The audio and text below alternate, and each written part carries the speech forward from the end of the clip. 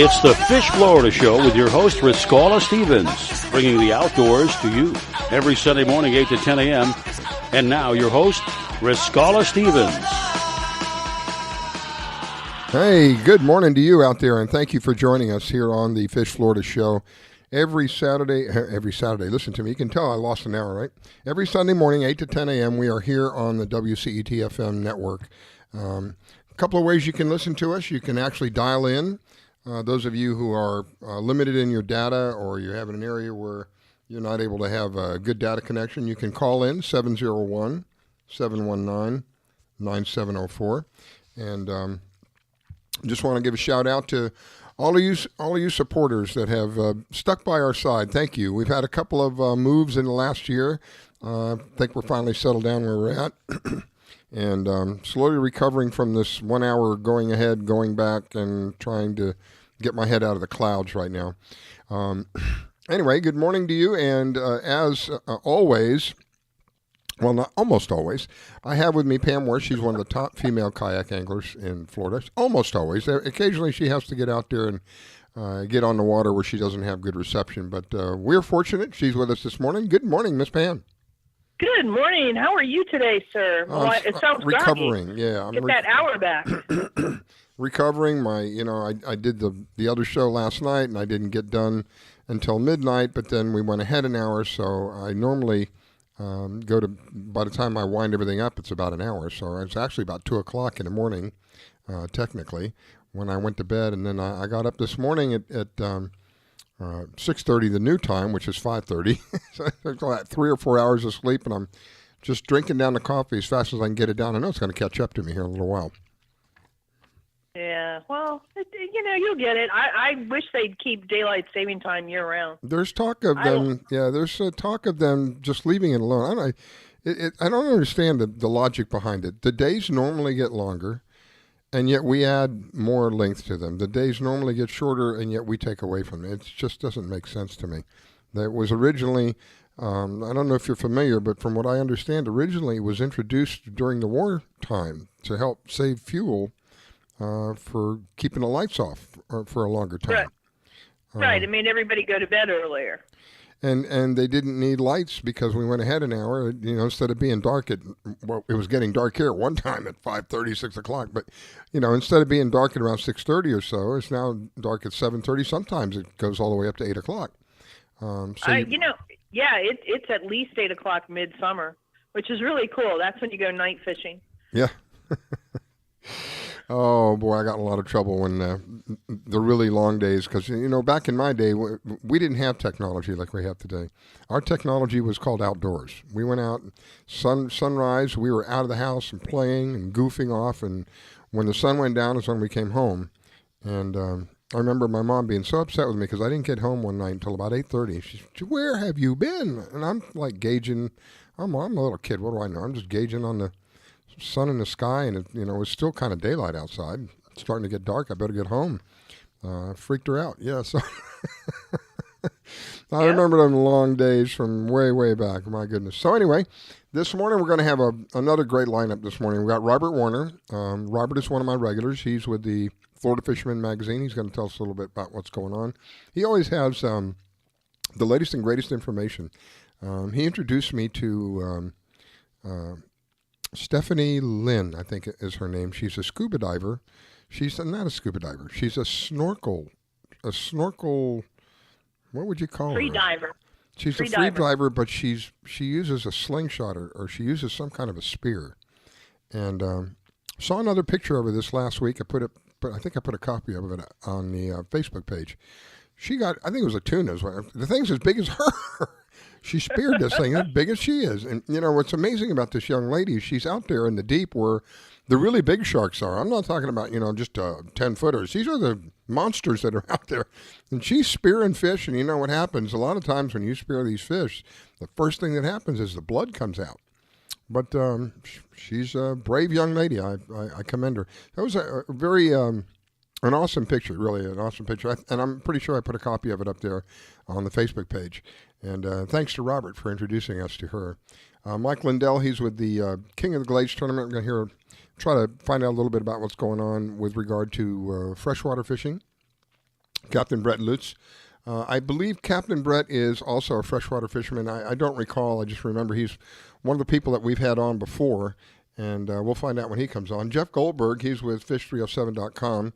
He's up there in Never Ever Land where it's still ice going on. It's up in the New York area, but he has a shop here in Florida, so we'll hear a little bit about both ends, and it'd be interesting to hear if there's still ice fishing up there, because I know in Wisconsin there's still, if I'm not mistaken, there's still a lot of snow on the ground.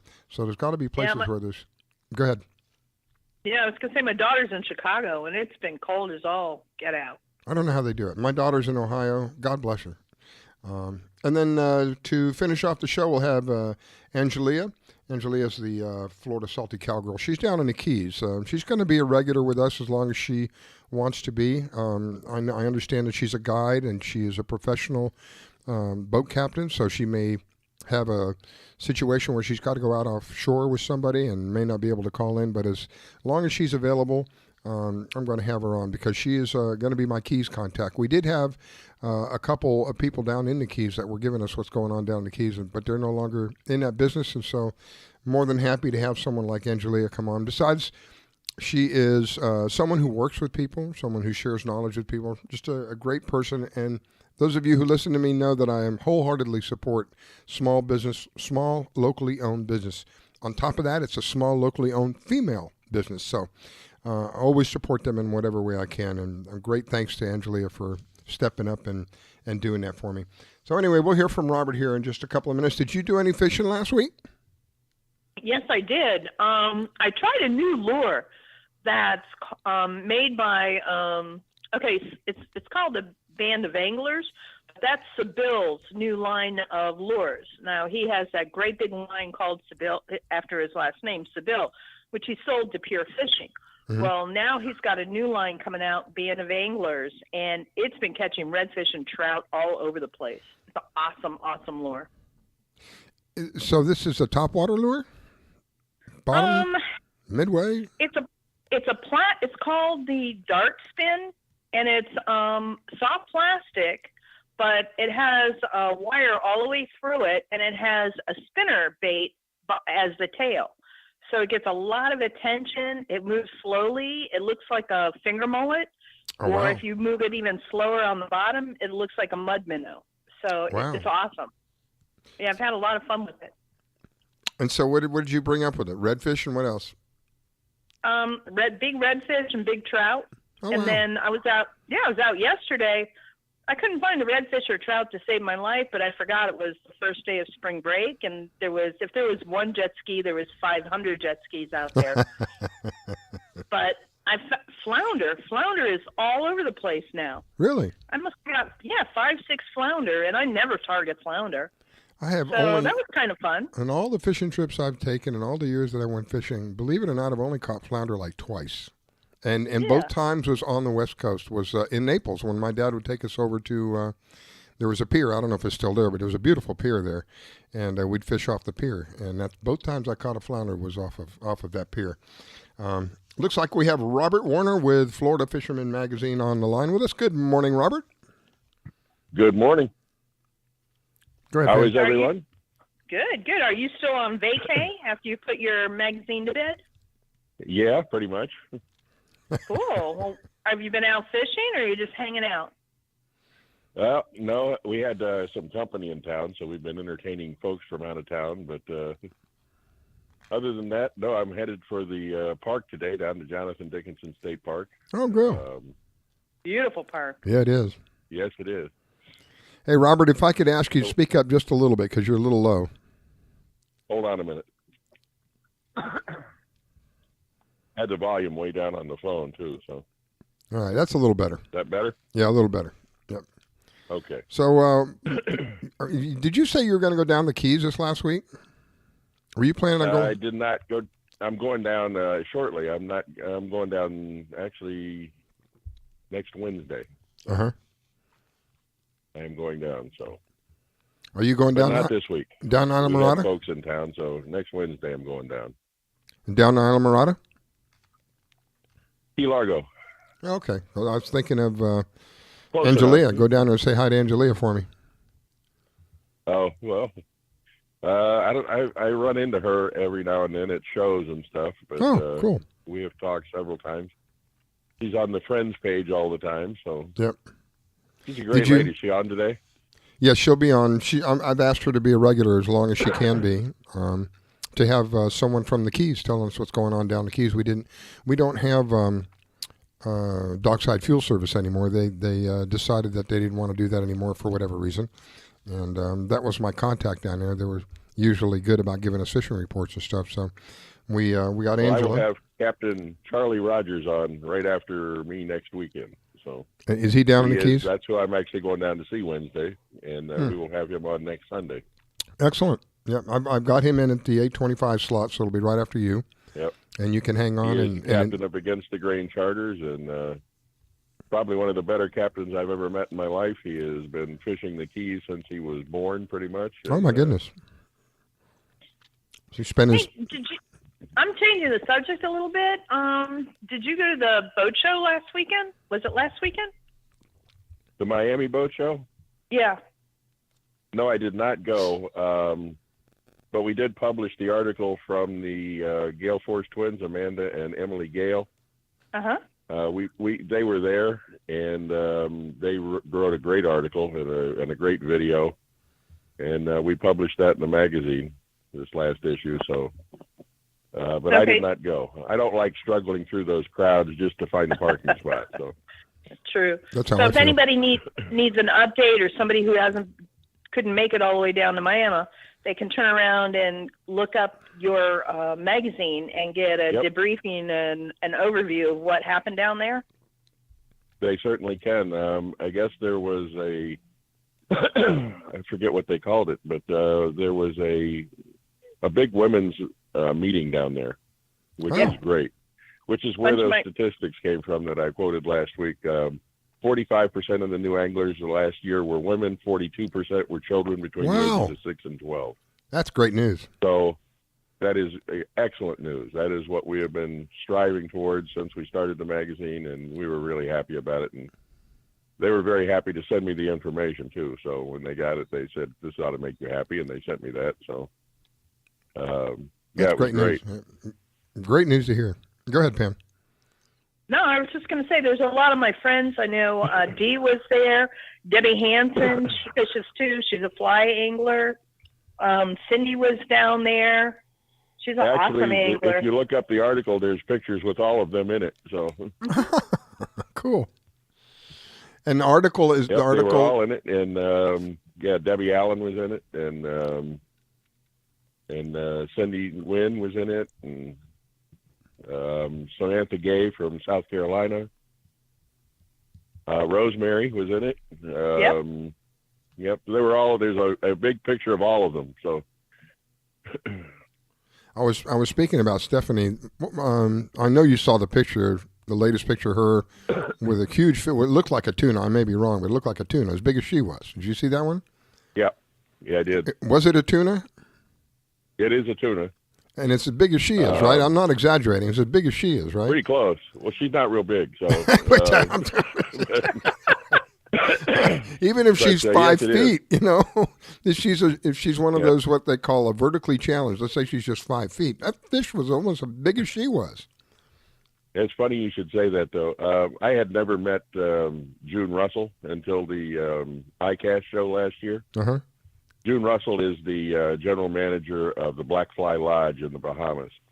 And she puts out pictures all the time with these gigantic wahoo and barracuda and stuff. And at least they look to be gigantic. And then I met her, and she's about 4'11", weighs about 85 pounds. Well, even at 4'11", that's a big tuna. And it was funny because I was standing there with Ann King from Setting the Hook and Lady Angler when she came up. And I said, oh, my God, this explains why those fish look so huge. And Ann elbowed me in the ribs and goes, that's not cool. That's a surefire way to tick them off.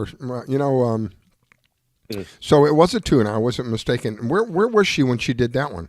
She wasn't. She's been all over the place. She is actually headed home right now for the first time in a while. She has been in just on a tour almost. She went to Cabo. She went to Cancun. She went to Costa Rica, and then they went. Where did they go after that? They went to Grand Cayman. Can you imagine? So they have been everywhere. So she's out there in the deep. I call it the deep. When you're down there, like it could be 1,000 feet of water she's in, and she's.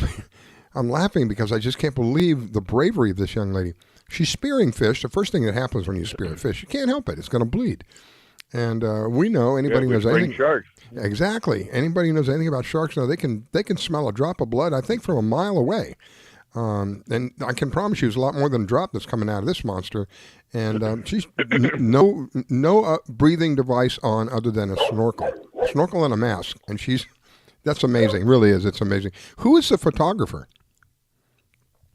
Her photographer is with her. I don't know his name, but it's somebody that's always with her and is also a free diver that's with her.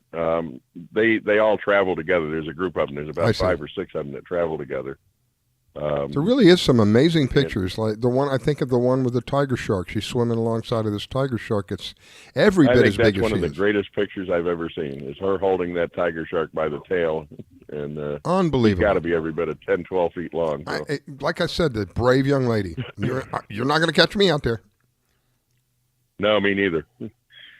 But this much I can tell you: the tarpon have returned. Ben Trainer from Isla Morada sent us some videos and some pictures yesterday with just some big tarpon on the fly in the flats. So if anybody is looking to do some tarpon fishing right now, head for Isla Morada. Go find Ben Trainer, and he will put you on them because he was all over them yesterday. So wow. And when they're tarpon fishing, are they using? And the reason that I brought that up is you're speaking of sharks. Normally, the hammerhead sharks and tarpon seem to follow each other around. So, that's the one thing you've got to constantly be aware of when you are tarpon fishing is that you got to get those fish fully revived so that they have a chance to survive. I lost you. Because they're going to be dodging sharks from the time they leave your boat. So, just make sure they're fully revived before you let them go or they're just bait. So the largest... Probably the largest fish I've ever seen, the largest hammerhead shark I've ever seen, was off of Isla Morada, off of Alligator Rock Lighthouse. That was our reference point. We'd use that to go out. We were out maybe 7 or 8 miles off of Alligator Rock, so I don't know how deep the water is out there. Got to be close to 1,000 feet. I happened to be with my ex-wife at the time. This was the last time she went on the boat with me. Happened to be with my ex-wife at the time. We're cruising along, and she sees these 2 fins swimming in unison. She goes, "That's a shark." I go, "Silly. Look at the distance between them. That's no way it's a shark. That shark would be 12, 14 feet long. Those are 2, and that's just off in the distance. Those are 2 porpoises." She goes, "No," then we got into not really an argument, but, I said, all right, we pulled up the baits. We were pulling plastic, pulled up the baits. We zoom over there. I'm in a 24-foot. My boat is total 26-foot long. It's a 24-foot wellcraft. It sits low on the water, inboard, outboard engine. And we pull up to this thing, and I slow down to a very slow cruise. This thing was the biggest hammerhead shark I've ever seen in my life. She said she freaked out. She didn't know what to do. I'm never coming back out in the water.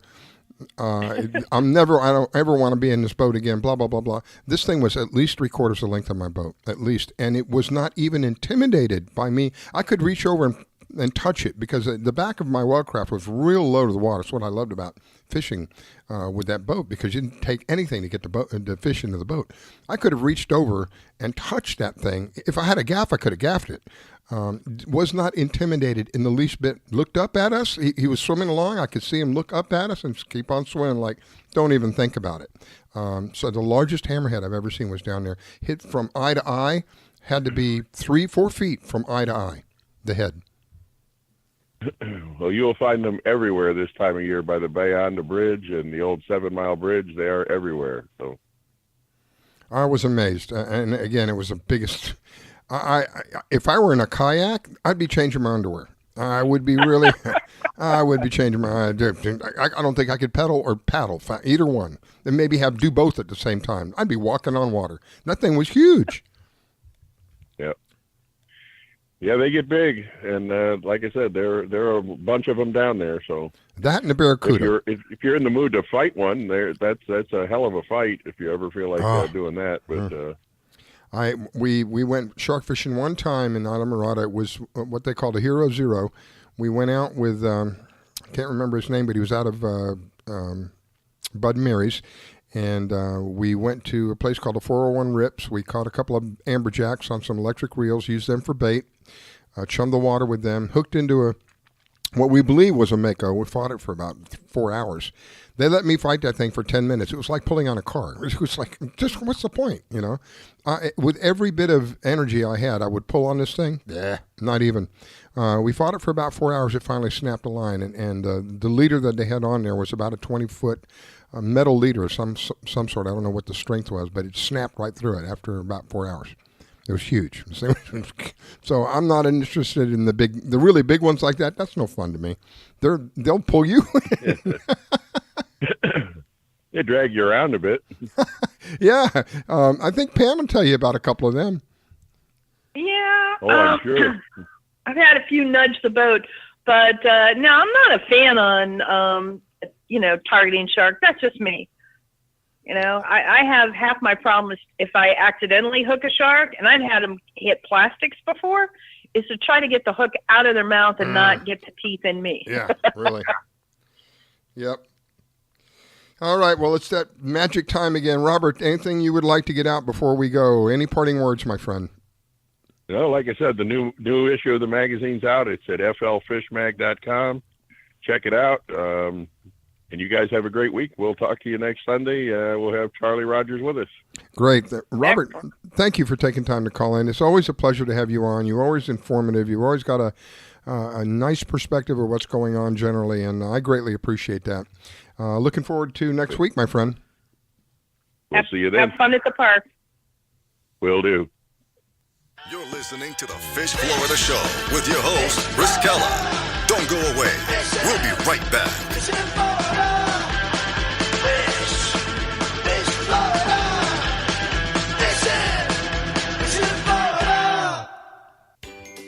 Do you need toner for your Epson, Hewlett-Packard, Canon, Brother, Apple, or Sharp printers? Look no further than Laser Technologies. In business for over 20 years, they offer the lowest prices on toner on the web. They can also repair your laser printers and toners fast and easy. Call their expert staff today at 561-792-9600 or email us at service@laser-technologies.com for all your toner needs. All toner is shipped nationwide. Why wait? Get the lowest prices on toner.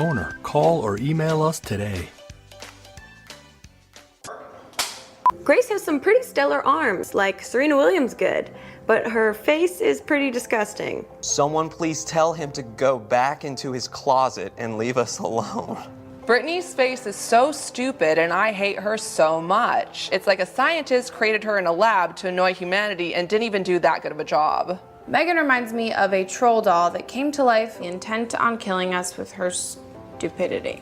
Why is Grace's head so big? It definitely has nothing to do with how smart she is and probably everything to do with how bloated she is. He's so funny. Just kidding.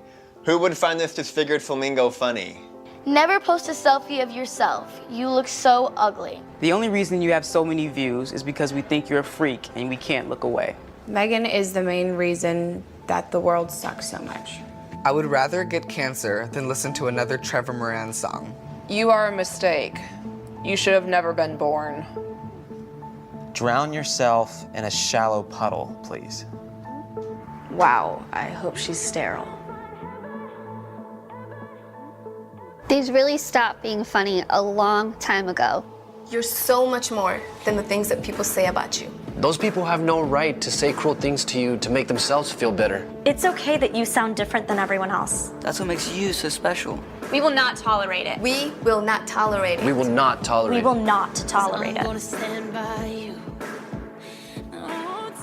Every day, people make me feel like I stand out simply because of the way that I look. Every day, people make me feel small. Every day, I face the cruel words of bullying. And every day, people tell me that I'm brave for enduring this humiliation. But we're not the brave ones. It's the ones that say no to the bullying. The witnesses. If we all join together, there's nothing that we can't do. We will no longer be the silent majority. When we see bullying online, We will let the world know that we're going to take action with the I. Now, when you see online bullying, there's something you can do about it. Our actions will overpower cruel words. I am a witness. I am a witness. I am a witness. I am a witness. I am a witness. I am a witness. I am a witness. There is power in words. But it's nothing compared to the power of the actions that we put behind our words. Visit eyewitnessbullying.org to learn more. I am a witness, and so are you. I'm gonna stand by you. This station is now the ultimate power in the universe. We have ignition. Strap in. 5, 4, 3, 2, 1. I grab my fishing pole and cast it in the water. I fish until dawn. Oh my, I caught a shark. I'm fishing and blowing on. When the sun shines all day. They call me a grouper. So I'm fishing and blowing on. Oh yeah. It's the Fish Florida Show with your host, Riscala Stevens, bringing the outdoors to you every Sunday morning, 8 to 10 a.m. And now your host, Riscala Stevens. Well, we are back. It is the Fish Florida Show. I am your host, Riscala. Thank you for taking the time to share with us and allowing us to share with you all the different things that we talk about on the show.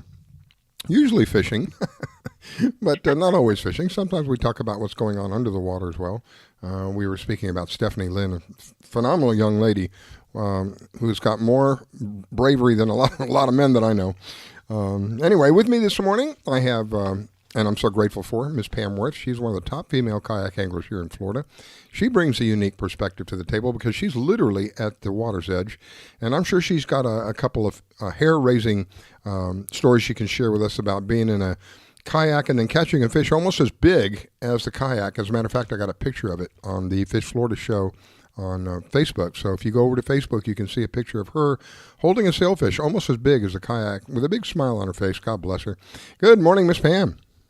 Good morning, sir. Thank you so much for that flattering introduction. That's so sweet of you. That sailfish was amazing. That was like a 45-minute fight.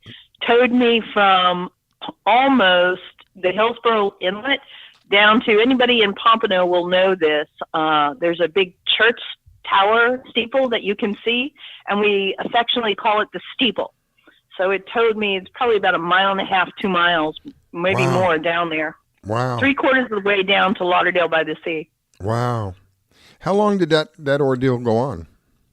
It was about 45 minutes. It was really crazy. There was a lot of seaweed, that sargasso or whatever it's called, seaweed in the water, which kept fouling the line and getting caught on the line. So I had to keep clearing it. It would get caught in my prop on my kayak. So I had to keep clearing that, plus try to hold on to the fish, dodging the boats. It was a crazy day. It was really crazy.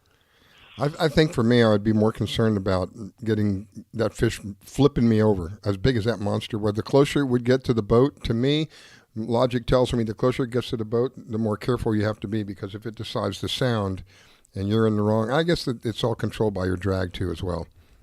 You're correct. I keep an extremely light drag on, probably lighter than some of the other anglers out there, just for that reason. I don't want to lose my gear.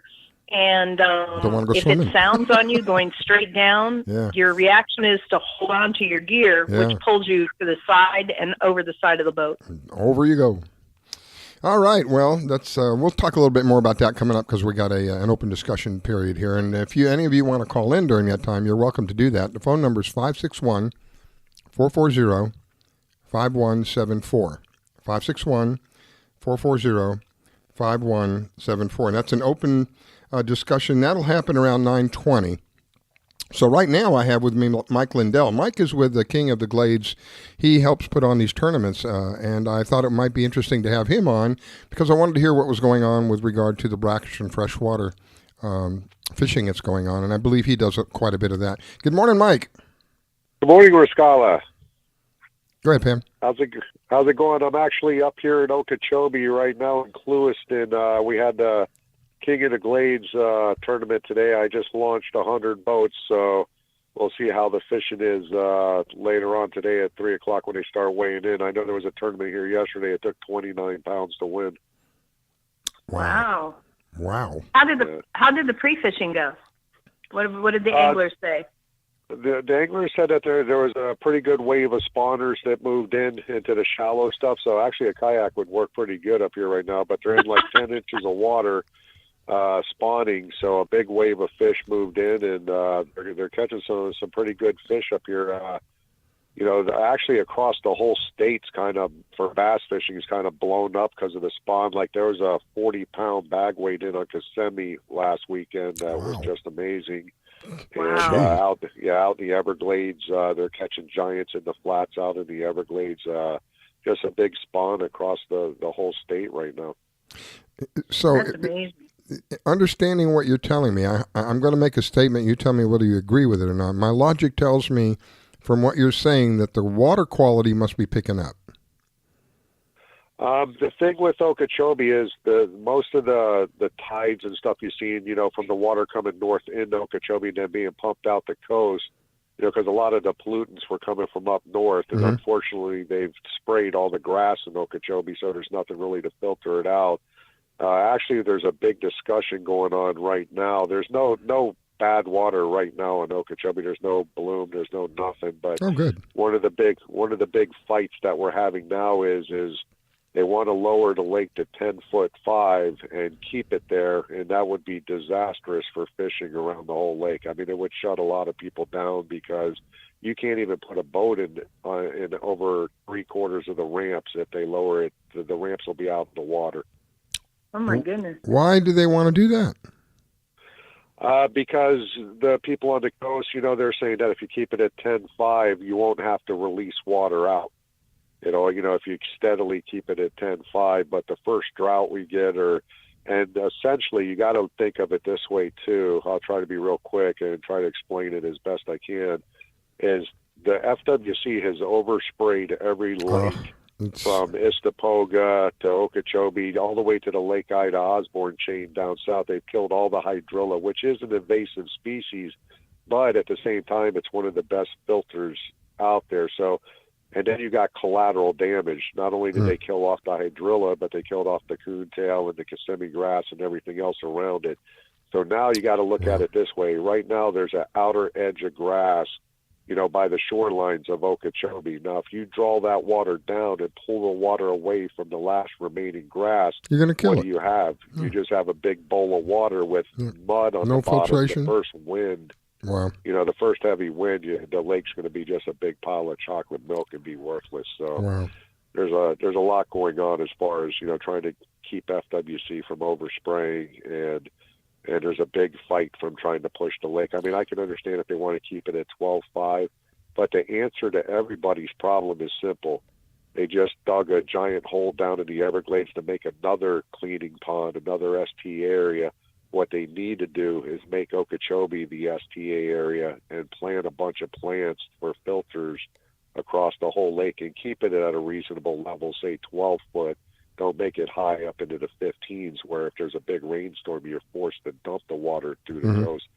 Keep it at a reasonable level, but plant grass. Quit spraying this stuff. You're killing the only filter. I want to tell you what they're spraying is made by Monsanto. We know it is Roundup.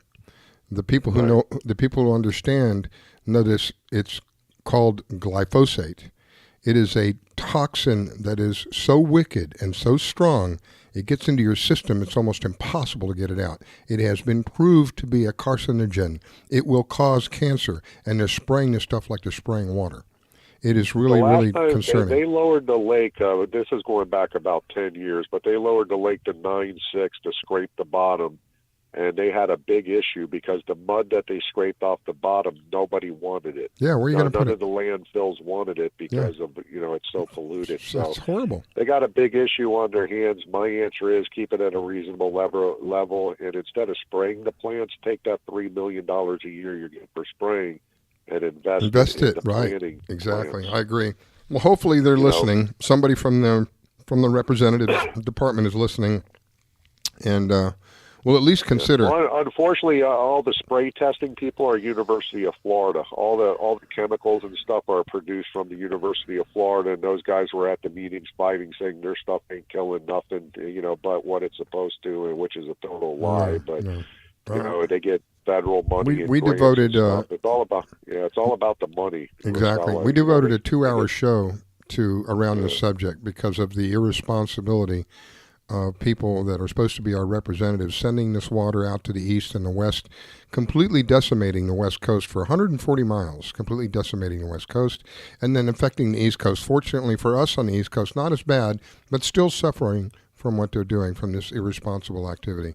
So, this kind of thing, this is why I asked you the specific question of the water quality, because I've been watching this very closely. I've heard about it in the past, but I really didn't give it a lot of thought. This last year, one of my regular guests, Robert Warner, he's with the Florida Fisherman magazine, brought it to my attention. I started looking into it and went, oh my God, Lord have mercy, this can't be for real. And then we have Pam. Pam's on the West Coast. She's witnessed it firsthand. I had a couple of guests that came on, witnessed it firsthand. We got to do whatever we can to protect our water. Water is, I know it sounds corny, but water is life. Our bodies are 70% water. We got to take care of water. If we don't, we're just hurting ourselves. Think about this too. When those baby bass, when the spawn happens and those baby bass are born, they have no cover to go hide in, so the larger fish are going to eat up all the baby Good fish. point. And 5 years from now, you're going to say, wow, what happened to Lake Okeechobee? There's not a lot of fish up here. So it's affecting a lot of stuff. But fishing in general right now, swim baits, the bruiser, swim baits and gambler swim baits, any kind of swim bait, swim jig through the shallow waters, are catching giant bass right now across the whole state. But so fishing's good. And you down in the Everglades on Alligator Alley and stuff, you want to take your kid out and catch 100 fish. You can go on the alley and throw Senko, stick worms and stuff on the edge and stuff. But that was one of the places my dad would take it. I never, I hope I don't offend anybody, but I never enjoyed that as much as I enjoyed being on the ocean. I don't know why. It was something different about being, maybe because it was so vast and so wide, and but we would fish probably 1/5 of the time that we would go fishing. We would do some kind of freshwater fishing, and I guess also with freshwater fishing, I believe maybe you correct me if you think I'm wrong, but I think it requires more skill than. And I was just going to say, I started out saltwater fishing down here. My son-in-law is a charter on a boat out of Miami, so I could go out saltwater fishing. I started out snook fishing, and I started going out catching kingfish and all that stuff. I love saltwater fishing. But the skill level and the artistic form of being out in the middle of nowhere on Okeechobee or the Everglades to catch, you could go out and catch 100 fish, but to catch 5 big ones in a tournament, it takes a lot of practice, a lot of skill. So the art form more is there for me. It's more of a test for me than going out to the ocean. Not knocking it. I used to throwing a troll right jig and a shrimp to catch a snook. I love both. Don't get me wrong. I love both. I love you. You're going to catch bigger fish in the ocean. If you're looking for food fish, of course, you're going to go to the ocean. For competing against 200 other boats in a tournament, and getting 5 big hits in one day is it's difficult, but it's something I've been blessed though where I've been done. I would say bass fishing is a lot like, in some ways, flat fishing, not ocean fishing, but fishing the flats, where we're using nothing but artificials. Right. Yeah, we're only allowed to use artificial, and it's very similar. I have a lot of, and when you start fishing like the deeper canals and stuff, especially like the rim ditch on the lake or the canals in the Everglades, I have a lot of teams that are saltwater anglers that do really well because they're used to that lighter tackle and feeling the bites deeper than some of the normal teams that throw big baits along the lily pad lines and stuff. So the ledge fishermen are normally saltwater guys that do really well. Yeah, because my biggest redfish were caught in probably 2.5, 3 feet of water. Yeah, snook fishing, trout, up in Sebastian Inlet. I've done it all. I fished for trout, redfish. I've never been blessed to catch a sailfish. I had a couple on, but I couldn't imagine a big sailfish in a kayak. I would. It's an amazing picture. It was going to spear me. Yeah, well, it's an amazing picture, I'll tell you. They've set up a bass tournament for kayaks in Lake Tahoe. I think it's in April. Yeah, they actually, Bruiser Baits does one on the north side of Okeechobee. They did one last year, and actually they had like 45 kayaks out there. I was real impressed. There were a lot of kayakers out there. A lot of them. You going to join them, Pam? Keep me informed. Yeah. I'm a salty girl, but my sponsor, Native, is putting together a kayak tournament in Lake Gunnersville in Alabama in September. And they have a $10,000 first prize sitting out there. Yeah, no, it's getting big, and I want to say his name right. I believe it was Kayak Charlie or something back in the '80s. He was fishing the Pompano Rodeo and stuff out in the ocean. He was like one of the first guys out there in a kayak, and I was always amazed at some of the fish he brought back in fishing out of a kayak out there. Like I said, I'd be scared to death of getting speared by a marlin or a sailfish or something. That's me. Well, I'm up against my next break. Mike, anything you would like to leave the listeners with before you go?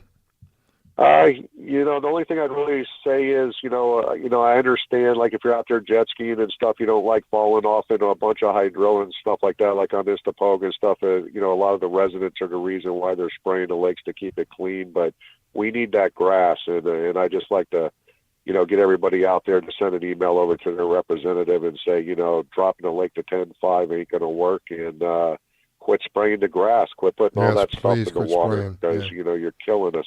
Yeah, you're killing everything. It's not just, I don't care what they tell you.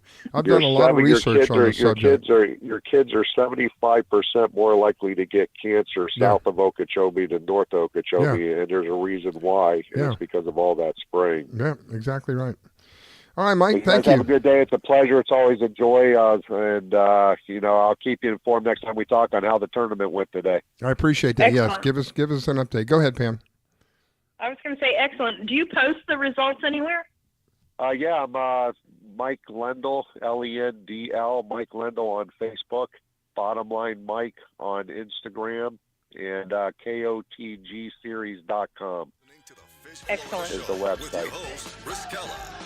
So you guys have a good day. I appreciate everything.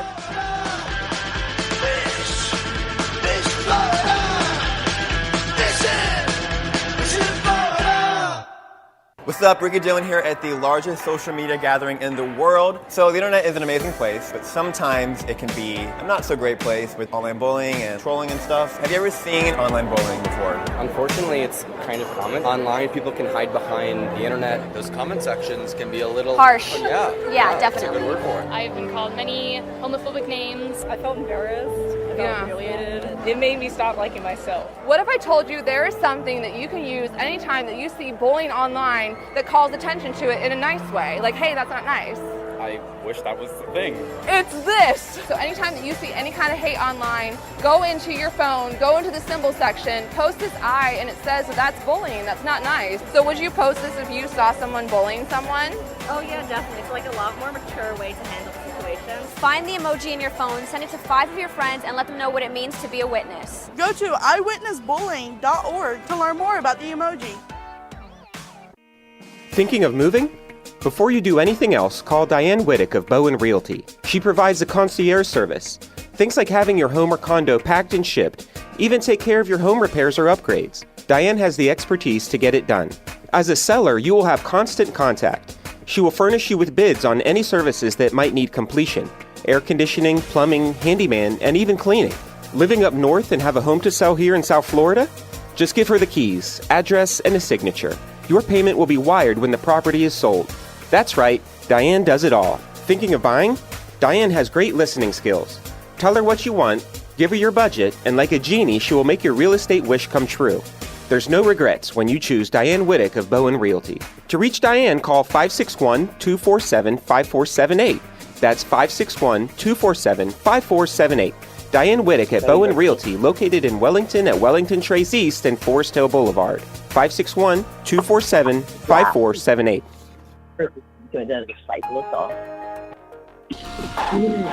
We just finished dinner and it was time for homework. He hates homework. It makes no sense. I don't know how he finds anything in his backpack. I can't find my backpack. I couldn't even read his handwriting. Holding the pencil makes my hand hurt. I know he's bright. Why is it so hard for me? He's I'm just trying gotta as try a hard little as harder. I can. When you can see learning and attention issues from their side, you can be on their side. Go to understood.org, a free online resource with support and tools to help your child thrive. Do you have an unusual pet?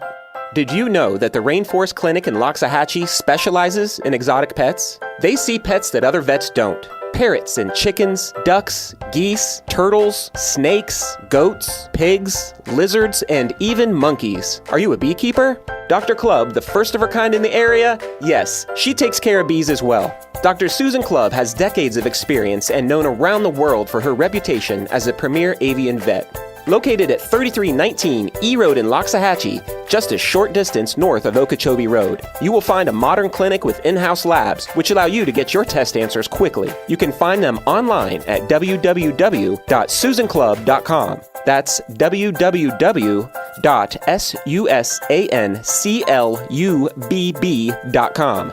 Or you can reach her at 561-795-4878. It's Dr. Susan Clubb. That's 561-795-4878. The Rainforest Clinic located in Loxahatchee. 561-795-4878. I grab my fishing pole and cast it in the water. I fish until dawn. Oh my, I caught a shark. I'm fishing and blowing on. When the sun shines all day. They call me a grouper.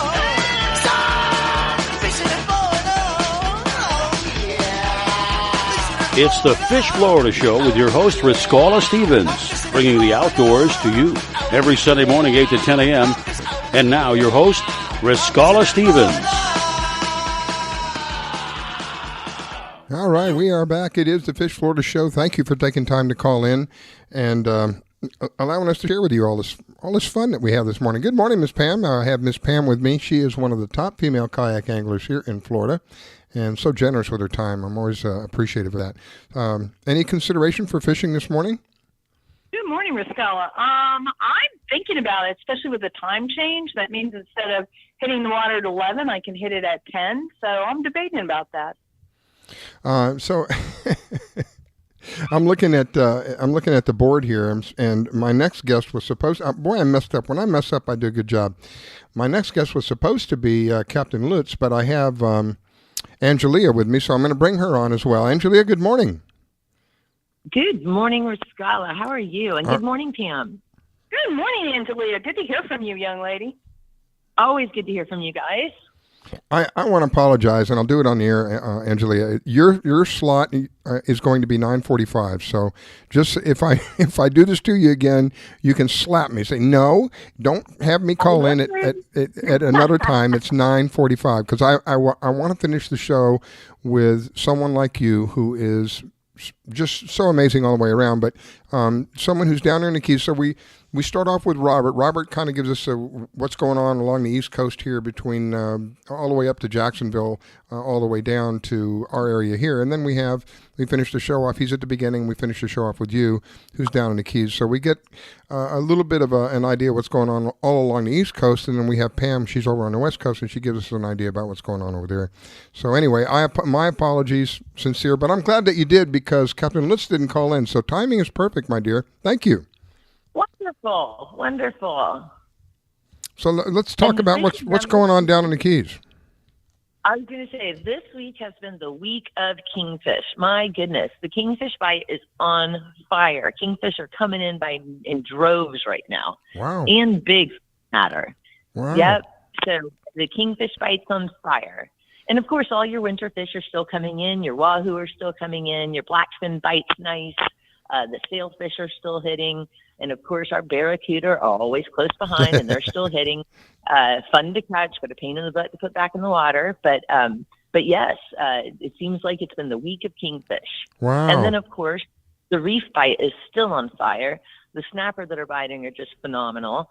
And like I told you last week, the grouper are aware that season has closed, so they're coming up big and black and gigantic because they know that they have to be put in the water.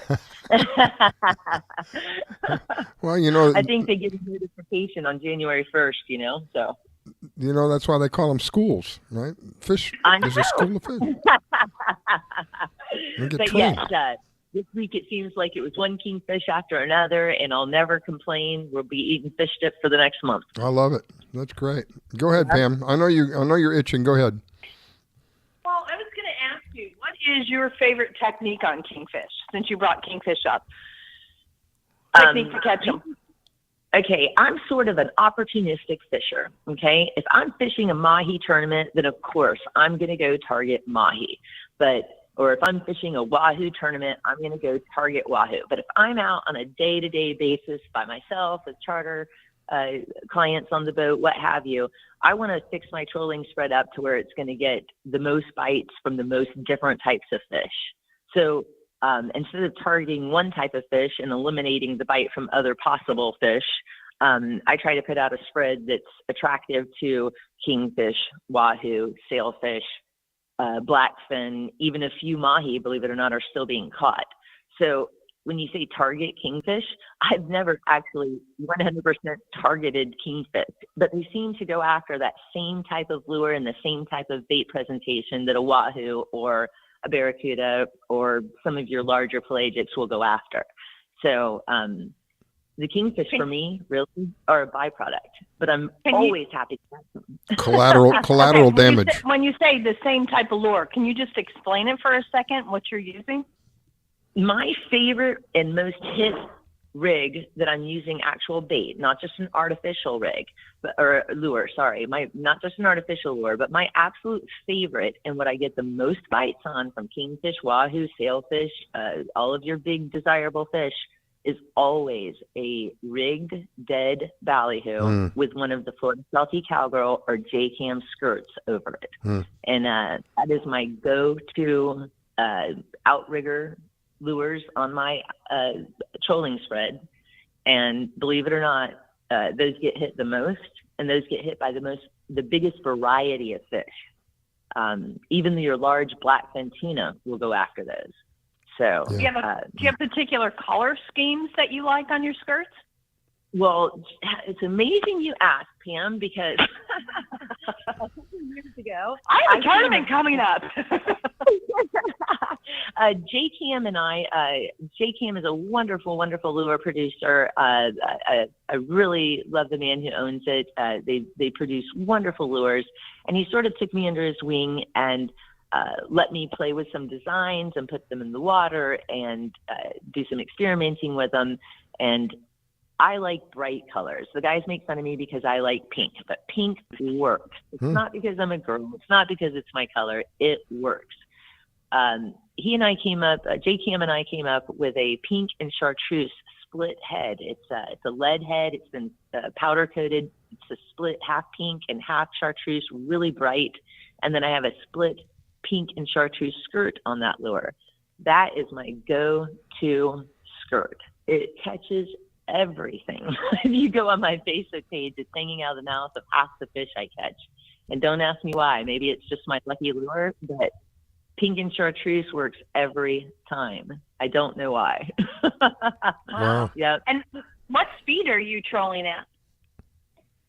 Now, see, there's another thing where I'm going to probably upset people because that high-speed trolling at 15 knots for wahoo, I've never, ever done that. It just seems so ridiculously fast to me. I never do it. I troll somewhere between 7 knots and 10 knots, depending on if I'm going against the current, if I'm going with the current, what the seas are, what the conditions are. But somewhere between 7 and 10 knots. Let me correct myself there. Somewhere between 7 and 10 knots. And I catch everything at that speed. There's no reason to go 15 knots for me. Some people seem to think that that's the actual magic speed, and if it works for them, then perfect. but I've never trolled over 10 knots. I don't have a reason to, you know, so. Well, so you were talking about the ballyhoo. I'm just curious now because this is coming up as a memory for me. When we used to pull the ballyhoo, and we would rig our own, we would use a skirt. But one of the things that we did is we would pinch the backbone so that you're kind of breaking up the backbone so that it would look like a live fish. Do you do that? Look like a live fish? You have to break the backbone. In fact, I do presentations at some of the fishermen's markets that I go and sell the lures with J-cams. We'll do offshore fishing presentations. That happens to be one of the classes that I teach is rigging your own ballyhoo. Riscala, you have to, there's several processes with those ballyhoo. You have to break the backbone all the way down so that they are not stiff, so that they will wiggle in the water and make the motion of a live fish. You also have to run your finger down the underside of that fish and completely evacuate their bowels. Don't ask. I didn't do that. I never did that. And maybe that's why I had a problem, because when we get them in the water, we'd had a difficult time getting them to look like they're swimming. They would swim on the side, constantly swim on the side. Break their back, that's the number one mistake you made. But yes, break their back, evacuate their bowels, and then you get a much more loose body, and you can actually take it in your hand and kind of wiggle it back and forth, and it'll make that motion. I actually have some film of our lures running in the water with a ballyhoo, and you can see with that split head that they run true and straight. They're not spinning, and that tail of the ballyhoo is just flipping behind the skirt, very, very naturally. It looks exactly like it's swimming. Wow. So, and it has a lot to do with how you rig it. You know, a lot of people buy the pre-rigs, and they work. And if you don't know how to rig your own ballyhoo, the pre-rigs are better than nothing. Yeah. But the fresh ballyhoo are better. I encourage everyone to learn how to rig your own with fresh. They just work much better. Just like you were talking about the fresh blood in the water. The fish can smell it. Yeah. So fresh ballyhoo is always better. And you got to break the backbone, Riscala. Hey, Pam, she's talking about using natural bait. You're kind of an artificial. Isn't that what you focus on? Artificial stuff?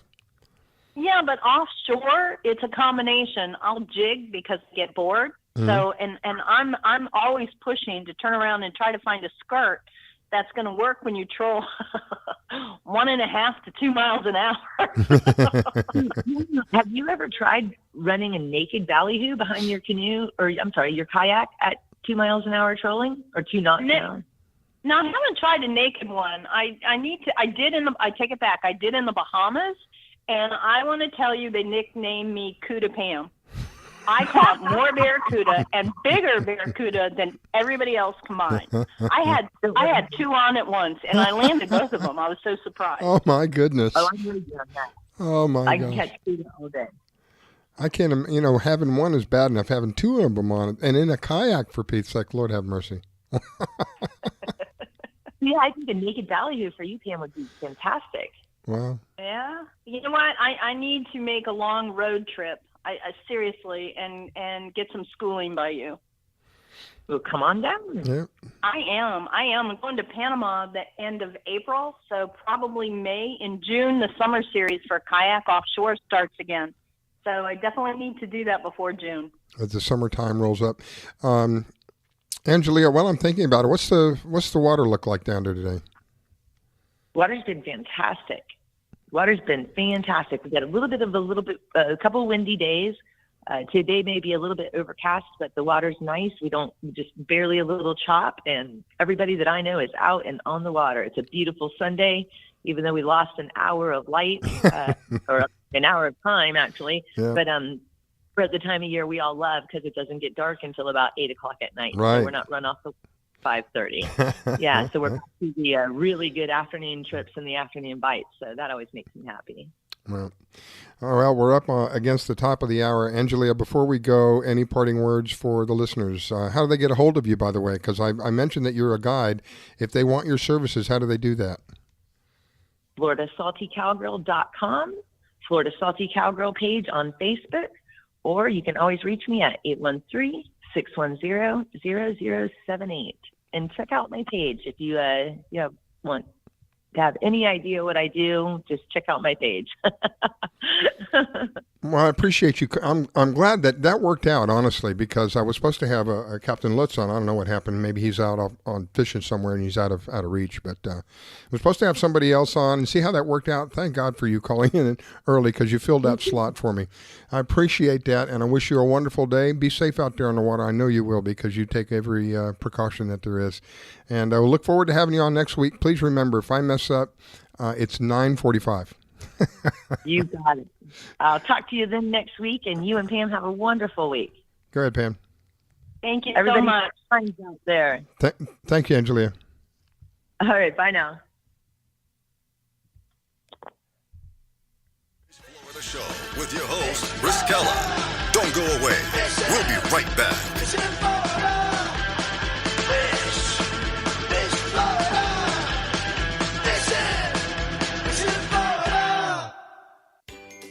Do you need toner for your Epson, Hewlett-Packard, Canon, Brother, Apple, or Sharp printers? Look no further than Laser Technologies. In business for over 20 years, they offer the lowest prices on toner on the web. They can also repair your laser printers and toners fast and easy. Call their expert staff today at 561-792-9600 or email us at service@laser-technologies.com for all your toner needs. All toner is shipped nationwide. Why wait? Get the lowest prices on toner. Call or email us today.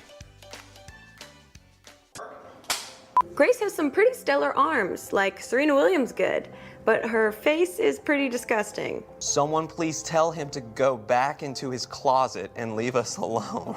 Brittany's face is so stupid and I hate her so much. It's like a scientist created her in a lab to annoy humanity and didn't even do that good of a job. Megan reminds me of a troll doll that came to life intent on killing us with her stupidity.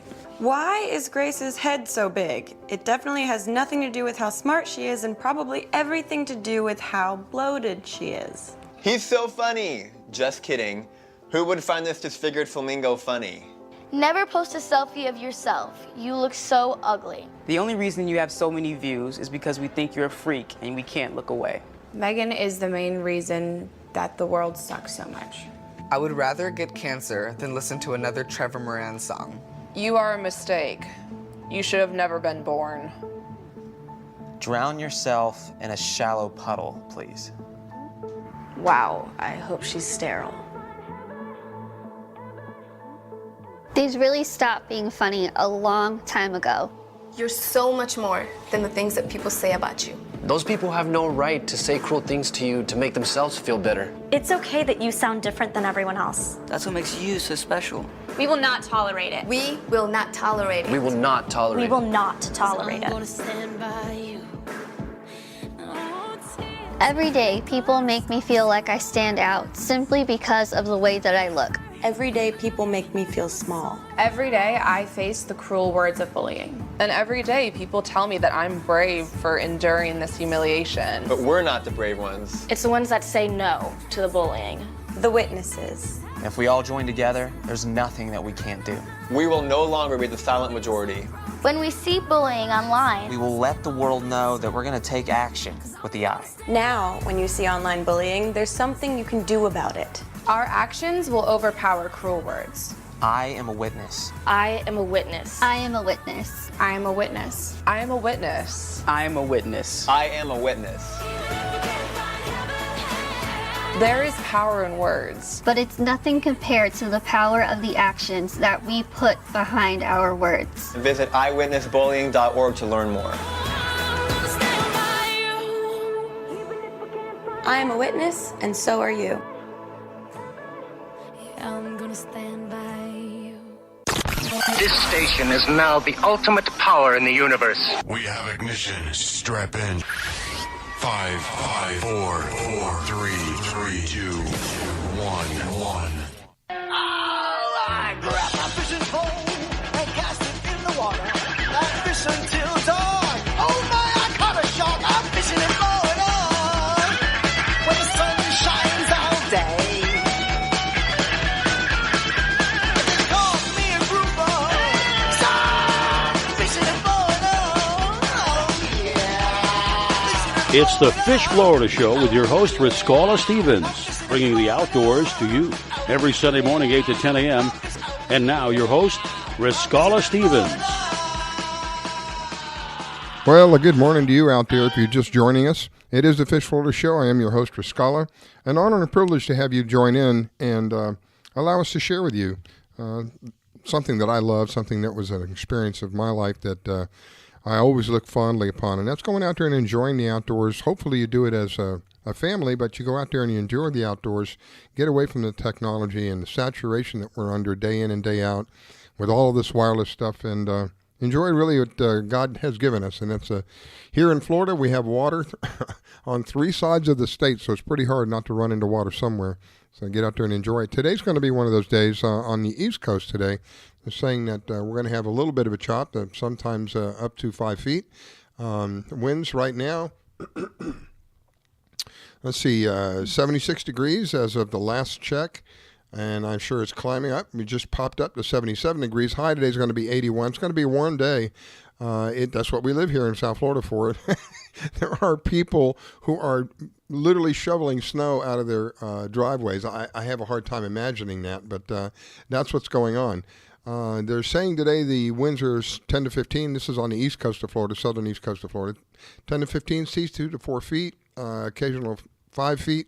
So if you're in a smaller craft, you may want to consider before you go out. But there's always plenty of places, other places that you can go fishing off the shore itself. And this morning, as I'm so grateful to have, is Pam Worth. She's one of the top female kayak anglers here in Florida. Good morning, Miss Pam, and thank you again. I do greatly appreciate your input. Good morning, Riscala. Thank you for having me on. I'm looking out my kitchen window, and it's a beautiful sky out there. The lake is dead calm.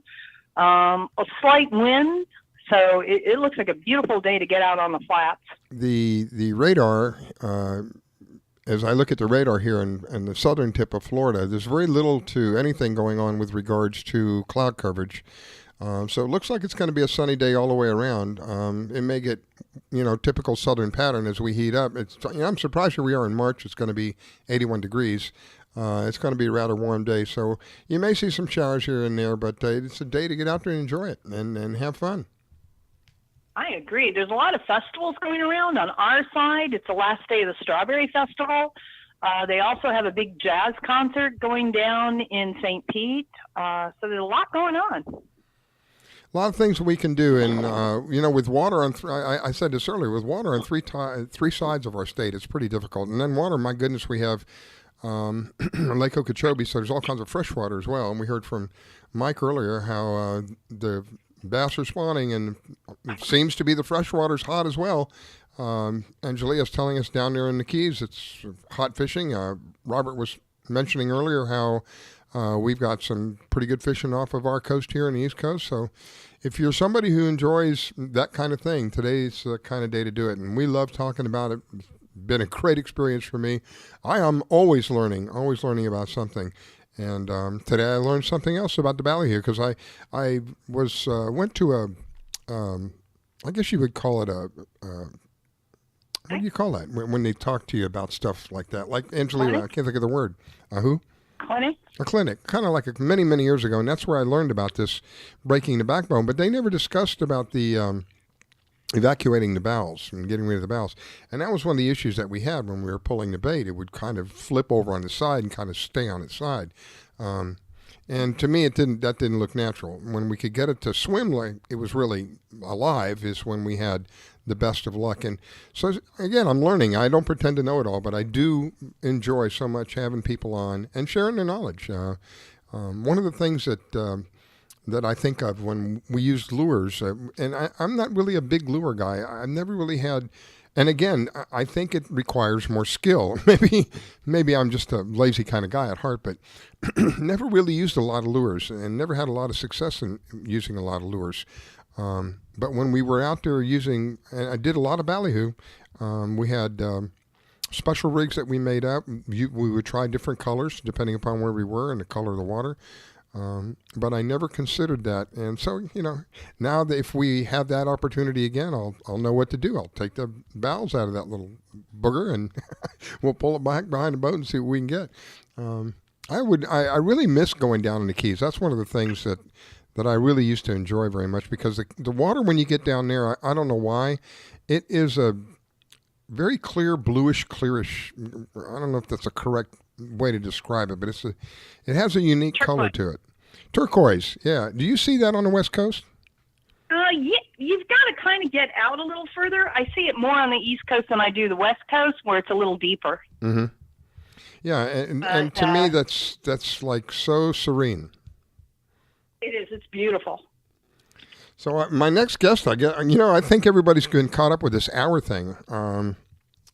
He's up there in New York. He may be still asleep. I sent him a text. We'll see if he calls in. That's Jeff Goldberg. He's with fish307.com. He's out of New York. I always wanted to speak with him and ask him regarding the ice fishing. We talked a little bit about ice fishing last time he was on.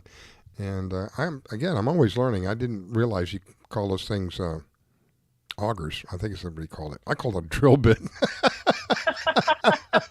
Yeah, ice augers. I learned that on the Alaskan Bushman. Yeah, and some of the fish, he sent me a picture of some of the fish. Wow.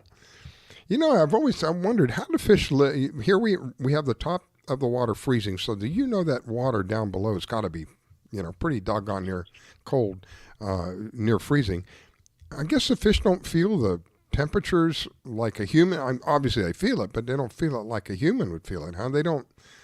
I've seen videos where people take a video of their pond and they have goldfish swimming around. The top of the water is frozen. You can see the fish swimming down below there. I guess it doesn't affect them like it affects it. I mean, for me, it gets too cold, I'm going to die. Well, I guess if it does get too cold, they die, but I think the ice insulates the pond. Oh, good point. It I didn't think puts about that cover that. on it. Yeah, good point. I didn't think about that. Because I would think that, it would reach a point where the water gets so cold that to me, it's my logic, I may be ignorant, but they couldn't, what am I trying to say? Breathe the water, because as the water gets colder, it expands. So it's harder for them to, in my logic again, to go through the gills as the water becomes thicker, if you will, if that's a way to describe it. So I always wondered how in the world did they live in that cold water? I could never do it. God bless them. Have you fished in? Well, I know that, of course, our fish here aren't living under ice, but I know that in the winter when it's really cold, and also in the heart of the summer when it's super, super hot, that fish around here will slow down. They won't eat as much. They're a little lackadaisical. Mm-hmm. So, it could be that also. Kind of like a bear, the metabolism slows down, semi-hibernate.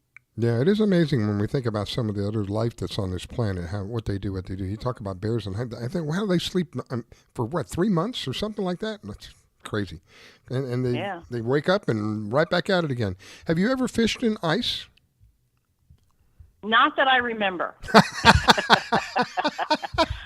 I mean, I went out last year. It was really cold. It was in the 30s and 40s. Wow. And we were here, and the guys wanted to fish a particular creek. Well, I didn't even look at the tide charts because I was trusting them. That'll teach me, right? Anyhow, we got out there. There was no water. It was a full moon, low tide. And the wind was blowing out of the north, so it was pushing all the water out, too. There was no water. It was 42 degrees. You could see your breath. The second my hands got wet from, releasing a fish, now my hands are frozen. I can't. It was the most miserable time of my life. Oh. I looked at the guys and said, I'm going back in. It's not fun. I don't know. I've grown up in Florida, basically, other than the 4 years that I spent in the military. And 2 of those years were here in Florida. So actually 2 years. Rest of my life, 7 years out of my 66 years on this planet, I have lived out of Florida. The rest of it has been here. I don't know what happens. People tell me that your blood gets thicker or thinner, or whatever. You just get acclimated to the weather. I can't hack it. The military sent me to Denver, Colorado. Beautiful. I mean, it was for a Miami boy where I grew up, where everything was flat, and I was subjected to these white-covered, snow-covered mountains, just gorgeous, things out of a postcard. And I was so much in love with them, every opportunity I had, I would go up in the mountains, and it would remind me of Christmas because they have the evergreens growing up there.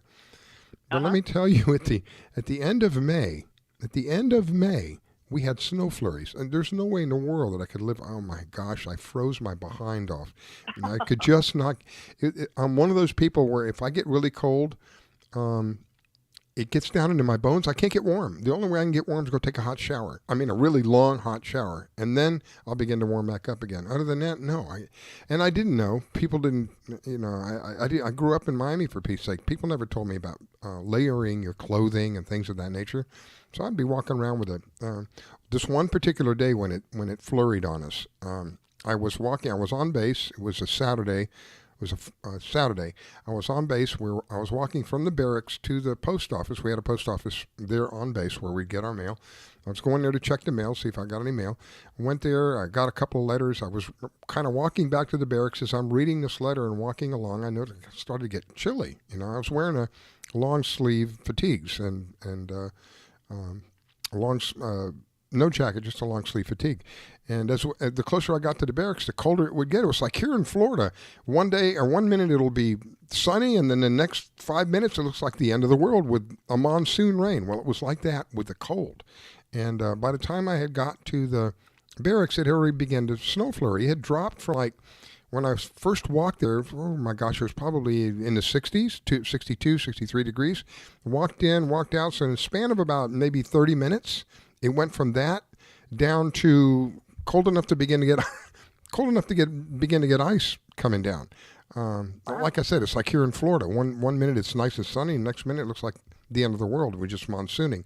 It's like that with the cold. I guess because they're in a basin. There's mountains all around Denver, so they're kind of like in a bowl. And so the weather can change very rapidly because it comes up one side of the mountain and comes down, and it just swoops down over the city. So I loved it. I loved being there, but I couldn't live there. I just couldn't do it. My daughter chose to live in the north, being raised in the south. She chose to live in the cooler climate, but she's always loved it cooler, and she just loves Chicago. I mean, I don't know. We were there last summer. I brought 2 sweatshirts with me and wore them. Trust me, I wore them. They call it the Windy City. Is it really windy all the time? It's sitting right there on that big lake, so it does have the potential to be extremely windy. And my daughter, who lived all of her life up until the last 10 years or so, was here, born in Miami, grew up in Miami, grew up in between Miami and Palm Beach, and now she's up there in Ohio. And I asked her, one day I sent her a text, and I said, "How you doing up there? I hear it's snowing." She sent me back a picture of the 2 boys, 2 little guys. They're out in the driveway shoveling the snow, and I'm looking at outside, and it's got to be today's going to be in the 80s. Here in South Florida, it'll probably reach 82, 83 degrees. Probably pretty close to what you're going to be at today. So can you imagine being out there and having to shovel snow on a day like today? Oh, my goodness. I have vague memories of being in a snowsuit and playing in it when I was a kid because we were reared in Wisconsin. Wow. But that's all it is a vague memory. I couldn't imagine my mom getting 7 kids in snowsuits, trying to get them to go anywhere. I mean, by the time she got the last one, the first one probably had to go to the bathroom. But anyhow, my body, I have a very slow metabolism. I don't have a lot of speed in me, but I have endurance to go and go and go all day long. I have no like of the cold. It just shuts me down. That's me. No, thank you very much. You can keep it. I don't want it. But I'm looking outside, and lately in this area, we've gotten a bunch of really big trout. I mean, it's going to start warming up, and the big trout are going to start moving out. But we've had trout where, I mean, I've had people hit 27, 28, 29-inch trout. And for the West Coast, it's not like Mosquito Lagoon, but for the West Coast, that's a really big trout. Do they have limit? Do they have a limit on trout? Part? Is there a limit on trout? Yes. With the red tide, I'm glad you brought that up. With the red tide, FWC put a ban on harvesting from Pasco County down past Fort Myers and Naples. You cannot harvest a redfish nor a snook. You may harvest trout up to 4, but the old rule said you could harvest 4 with one being over 20 inches. Now you can only harvest from 15 to 19.999. You cannot harvest a over 20-inch trout. again, it's to help the breeders. They're breeding right now. The big fish are in, catch them, have a good time with them. Trout are very, very delicate fish. Take your time, release them slowly, make sure they're revived before you put them back in because they're snack food for dolphin. So, yeah. So I'm glad they did that. I mean, I heard a bunch of people, not a bunch, but yeah, a bunch, kind of whine to begin with when they heard about the closure of redfish and trout. But, the captains are getting just as many clients come in. It's giving them an opportunity to turn around and say, okay, let's teach ecology, let's teach, shared resources and catch and release. And little by little, even the people from the north that are coming down, I mean, they're not going to take meat back anyway, are understanding it and releasing these fish, so they're going to be here another day. Plus the snapper bite, the mangrove snapper bite has been off the chart, and that's a lot better eating fish anyway. Yeah, we got I think of the two young men, I can't think of their name, but they were there on the West Coast. They're scuba divers. They're not professionals, and they gave us a testimony about how there was a conservation going on with regard to the species, this particular species with snapper, and how that has paid off. Again, it's where everybody wins. That's why I enjoy having people like Captain Holland on, and Liza, I can't think of her last name now. Lisa Fitzgerald. Yeah, Fitzgerald. Because they're people that work with people that benefit everybody. There was some big number that they pulled up. I can't think of the number now. Some big number that Ocean 360 pulled up on this last rodeo that they pulled. And what's great about it is they pull up these derelict traps, whether it's a lobster trap or most of them I think are crab traps. But they don't just dump them in a landfill. They take them and reuse them. And then a lot of the stuff that they find a way to try to repurpose it. But they don't just clean it up to dump it somewhere else. And that's really what it's about. You can clean something up, and then the trash that you got, if you just go dump it somewhere else, what really have you accomplished? All you've done is you've kind of swept it under the rug, if you will, right? Right, but they've donated them to FWC. And FWC is using all those old crab traps as the basis for to build oyster. Yeah. Filters. More clean water. Again, everybody wins. That's the kind of thing I like. I love that.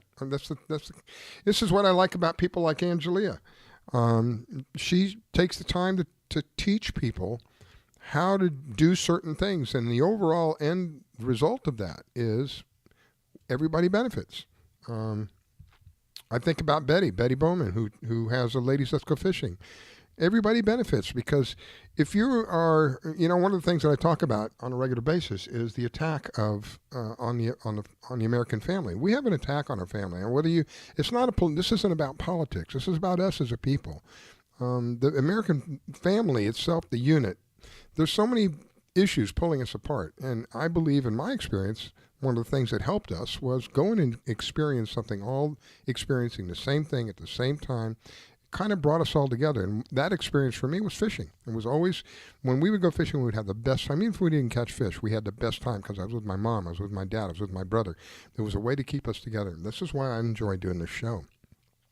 Well, plus, when you get back together, you all have that joint memory. Yeah. You sit around, have a nice glass of wine or something. Hey, do you remember when Jake was afraid to walk across the pier because she thought she was going to fall through the slats and she, crab walked?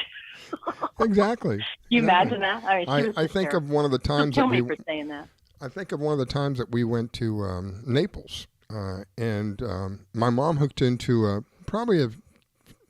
we never did get to bring it up, but I would think it's probably 12, maybe 13 pound, a nice sized redfish. And she was screaming. She was screaming my dad's name, "Come help me." I think it was the biggest fish she'd ever hooked into.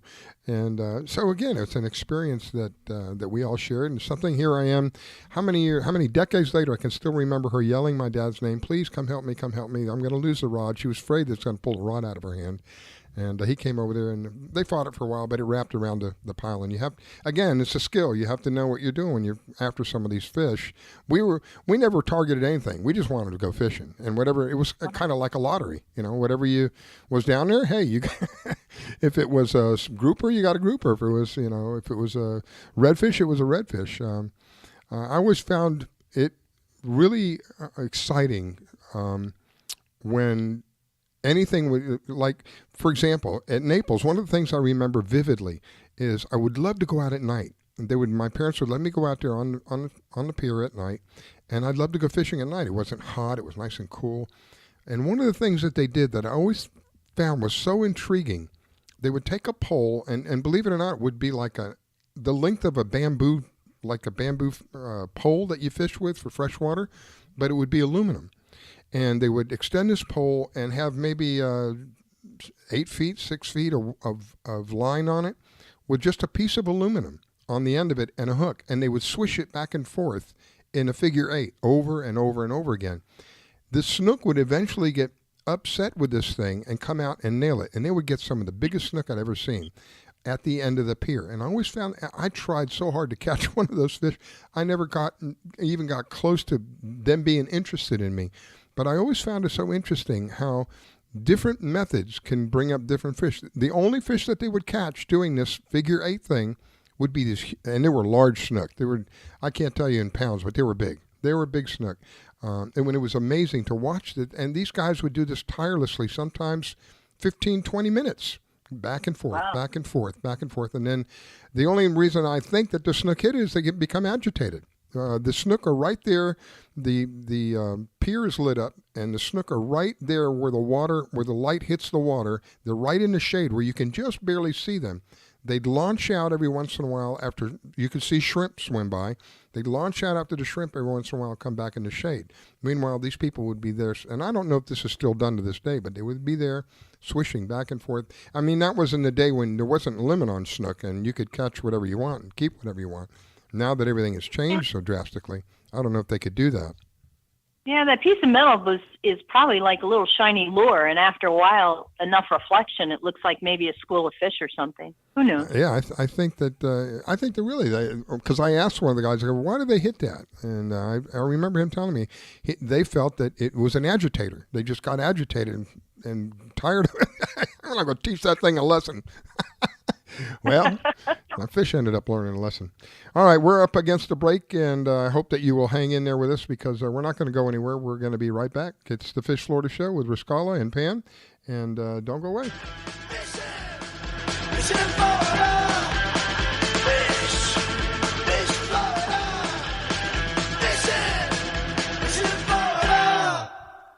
Being a dad is an adventure full of special moments. A cruise? Surprise! Unexpected moments. I got this. And even awkward moments. Okay, Dad, thank you. But every moment you spend with your kids, even the smallest moments, can make the biggest impact on your child's life. So take a moment to be a dad today. There's a lot of fear in coming back to school. I wasn't sure if I could do it. I'm a 40-year-old man that walked in there to get his high school diploma. It was very hard for me, but the teachers, the counselors, they help you. One of the teachers was Miss Araceli. Miss Araceli, she gave me direction. Every single time I had a question, she'll put down whatever she's doing and she'll come over and she'll sit there with you until you get it. Thank you, Miss Araceli. I know you make a difference in people's lives because of the person and teacher you are. I wanted to be here because I wanted to thank you for helping me get a beautiful gift.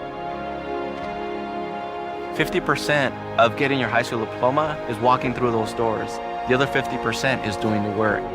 Getting your high school diploma, it is a life-changing experience. It really is.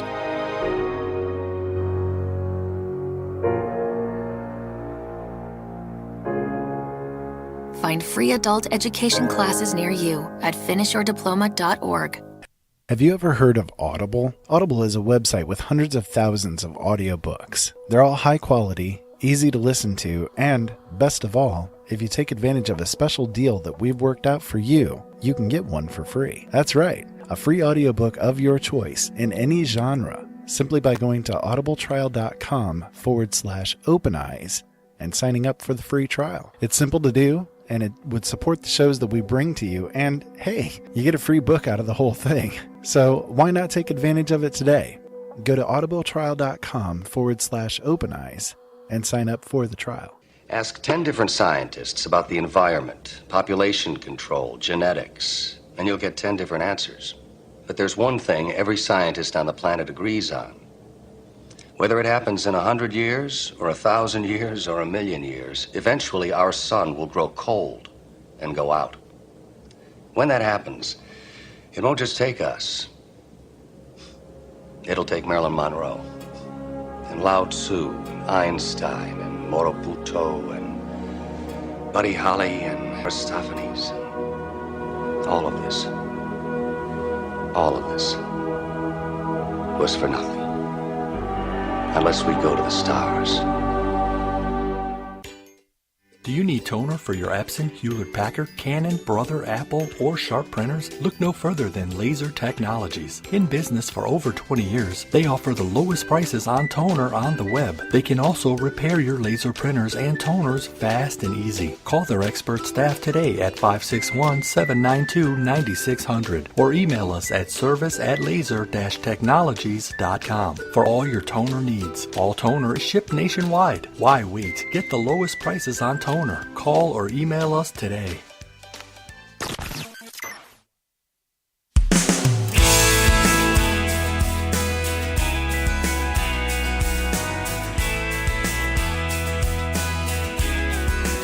Oh, the way this state line looks in my rear view. This highway reminds me of you. This empty seat beside me keeps calling out your name, and the way the taillights keep on shining on that life I left behind me. Every mile, every sign is reminding me why I ain't turning around this time. If you miss me already, ready, steal the keys to your daddy's car, baby, come and get me, get me. I'm just out here chasing stars. I have come this far, and my gypsy heart will show. So catch me if you can, catch me if you can, For you I drive a little slower, but there's no way I'm pulling over, 'cause these wheels, they started rolling, and they ain't ever gonna stop. I gas it up, hit the road, got a long way to go, baby, burn the black top. If you miss me already, ready, steal the keys to your daddy's car, baby, come and get me, get me. I'm just out here chasing stars. I have come this far, and my gypsy heart will show you where I am. So catch me if you can, catch me if you can, Oh, I'm not trying to hide. I'm out here in the wide open. If you miss me already, ready, baby, come and get me, get me. If you miss me already, ready, steal the keys to your daddy's car, baby, come and get me, get me. I'm just out here chasing stars. I have come this far, and my gypsy heart will show you where I am. Well, I have come this far, and my gypsy heart will show you where I am. So catch me if you can, catch me if you can, if you can, if you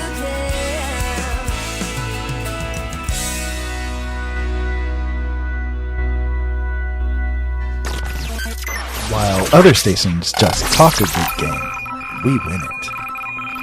Hey, sounds like somebody's having a lot of fun. I grab my fishing pole and cast it in the water. I fish until dawn. Oh my, I caught a shark. I'm fishing in Florida where the sun shines all day.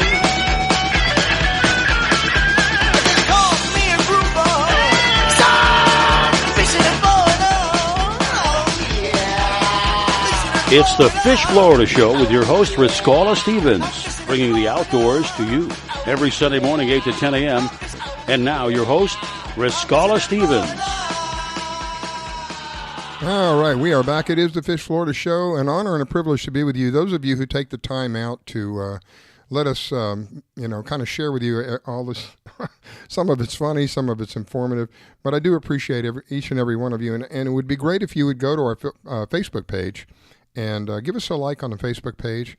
Let your friends know about the show. There's a lot of people out there wake up on a Sunday morning, they're having breakfast. There's really not a whole lot going on. It's kind of a way that you can join in on the fun, and hopefully, like me, you learn something going along the way. Again, it's a little bit of entertainment, a little bit of information, but hopefully it's informative to some of you out there, and it gives you a little bit of a kind of a light in your day kind of start off. So with me this morning, I have Pam Worth. She's one of the top female kayak anglers. She always is so generous with her time, and I greatly appreciate that. Thank you, Pam. Greatly appreciate your input. My pleasure, Riscola. Thank you for the invitation. Hey, so, we talked a little bit about your going down to Panama. What's going to happen before then? Is you going to be doing any fishing there on the West Coast? Yeah, I have Tighten the Drag coming up in a couple weeks. That's what we call an inshore slam, where you measure your largest redfish, your largest trout, and your largest snook. Now, these are all catch, photograph, and release. Wow. You add the three lengths together, and the person with the longest length wins. So it's kind of a fun tournament. And they have a boaters division, and they have a kayak division, and it's kids. Oh, cool. What kind of is it the prize? Is the prize money, or is it a gift certificate, or? Yeah, a lot of Tampa Fishing Outfitters donated to it. They're donating a gift certificate for largest redfish, trout, and snook. But some of it is cash prizes. Some of it is, gifts, Yeti, things like that. Mm-hmm. But I'm particular about which tournaments I fish. This one I really like, because the money goes back into development and research for back injuries, spinal cord injuries. Oh, wow. And it also helps purchase the special wheelchairs and equipment needed. Oh, I remember you telling me about this a while. I'm sorry. I remember you telling me about this a while back. Wow, yeah. Yeah, so maybe it's, if I'll get some phone numbers for you, maybe it's somebody we can have on next week. Yeah, I would love to hear about that. Again, it's where, amazing what some of the people that we've had on the show, what they reach out and do for other people. I'm thinking I think it's the one that you're talking about, where they take people that are paraplegics out fishing on the boats. Is that the one? That is correct.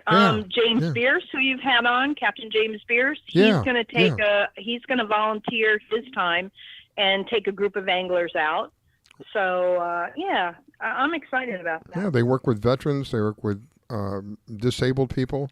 That's really, to me, that's kind of my core, is that I've always said that not any particular one of us have all the answers, but when we work together, we can figure out what we need to do. And you have somebody, I think of Betty, who takes the time out to teach ladies how to, fish without being intimidated. And then I hear from Robert saying that 45% of the new people coming in are ladies. Isn't that the number you said? 45 was ladies and 42 were kids, or something like that?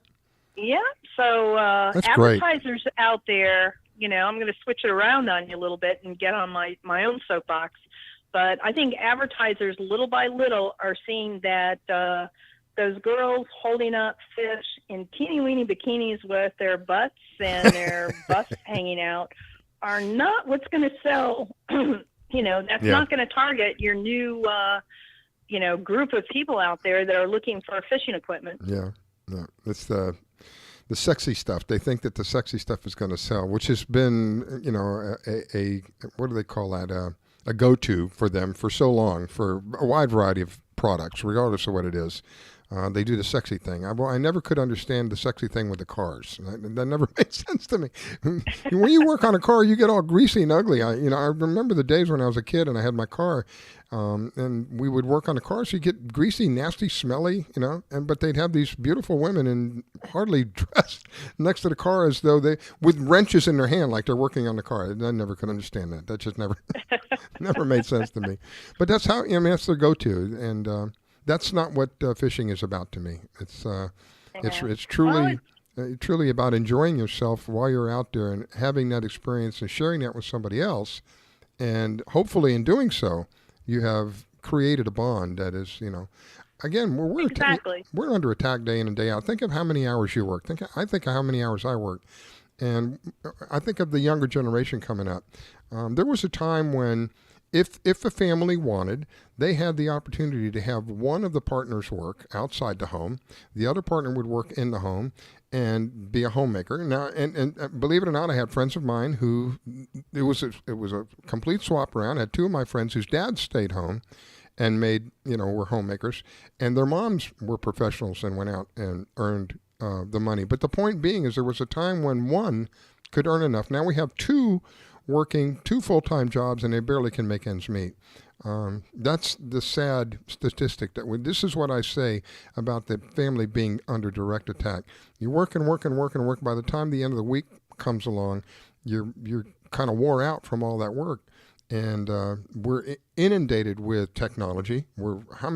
This little thing that I have beside me here, this thing called a smartphone, I purposely keep it away from me when I sleep. I put it at least 10 feet away from me. But think about how many people have that with them. 24/7, it's in their back pocket while they're walking around or going to work. It's in one of their pockets. When they go to sleep, they have it alongside the bed. To go fishing and get away from all that stuff, this is how I look at it. I'm kind of flushing it out. You know what I'm saying? Yeah. Well, that was my life. I was a professional mortgage banker. Oh, my goodness. Yeah.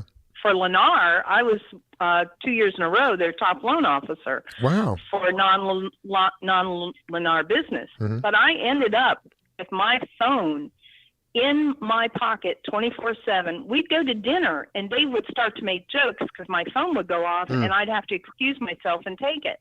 Wow. And I walked away from an exceedingly well-paying job to basically fish. They're a large employer here in Florida. They were one of my customers for a very long time. I took care of all the equipment here in Palm Beach County for a very long time.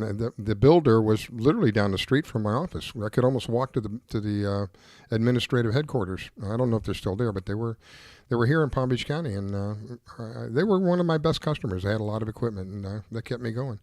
Big company. I'm sure that you're glad that you're not. It's a lot less stressful doing what you're doing now, right? Absolutely.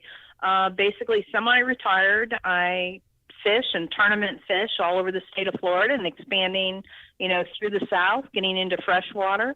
And then 4 days a week, I work at Tampa Fishing Outfitters, which is family-owned, probably the largest tackle shop in the West Coast. Wow. If you're turning around and, if you take away the big chain stores, all their clothes, their boats, their, that type of stuff, we probably have more freshwater and saltwater tackle than any other tackle store, I would say, almost in Florida, except for a tackle store up in Jacksonville. And say the name again. It's what, Tampa?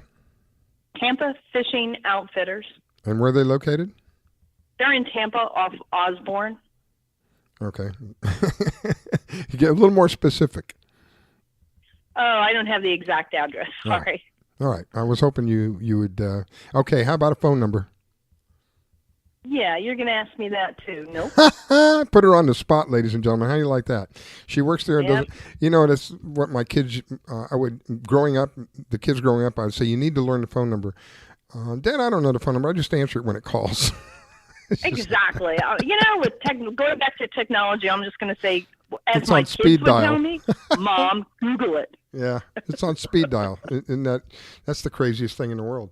Well, I have asked Angelia to call back if she can. So we may hear from Angelia here shortly because her normal slot is 9:45.